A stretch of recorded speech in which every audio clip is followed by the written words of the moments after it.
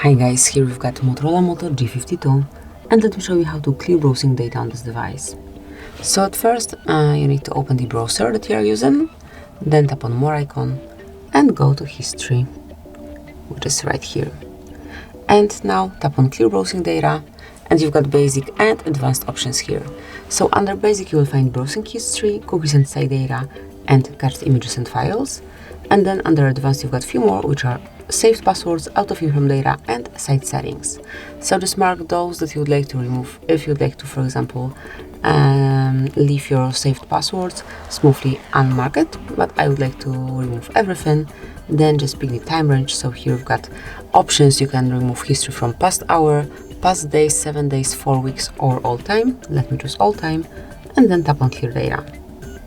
Click on clear and that's it. As you can see, all pages has disappeared and also the rest of the data. So that would be all. Thank you for watching. Please subscribe our channel and leave the thumbs up.